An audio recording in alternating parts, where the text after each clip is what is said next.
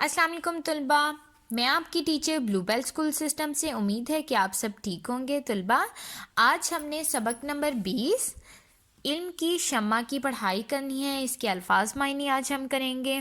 بیٹا، اس کہانی کا تعلق ہے ایک لڑکی سے، اس کا نام تھا شمع۔ موم بتی والی شمع نہیں بیٹا، اس کا نام تھا شمع۔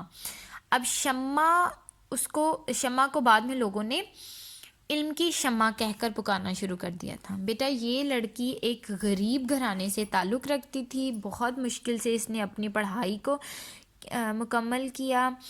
بہت مشکل سے اس کے گھر والوں نے اس کو پڑھایا۔ جب وہ 12ویں جماعت کا امتحان کے نتیجے کا انتظار کر رہی تھی تو اس نے ایک اسکول میں پڑھانا شروع کر دیا۔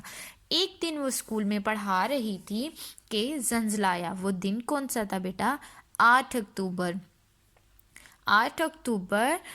2005۔ سب کو اس زلزلے کا پتہ ہے بیٹا؟ کتنا خوفناک زلزلہ آیا تھا پورے پاکستان میں، کتنی تباہی ہوئی تھی اس میں، کتنے لوگوں کی ڈیتھ ہوئی تھی۔ سب کو پتہ ہے بیٹا اس کا؟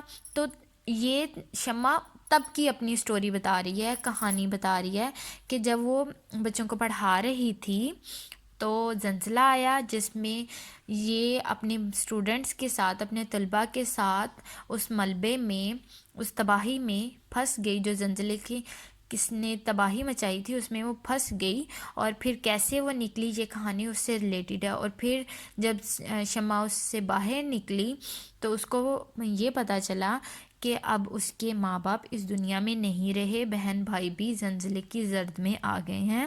تو اس نے اپنی زندگی وقف کر دی لوگوں کو پڑھانے کے لیے، بچوں کو پڑھانے کے لیے۔ ٹھیک ہو گیا بیٹا؟ اب اس کے الفاظ معنی ہم دیکھ لیتے ہیں۔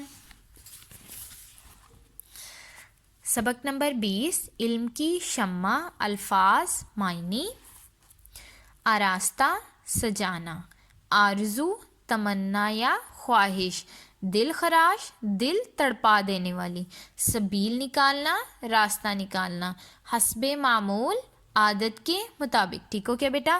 ہم اس کی ڈیٹیل کے ساتھ مکمل پڑھائی کریں گے زوم کلاس میں۔ اللہ حافظ بیٹا۔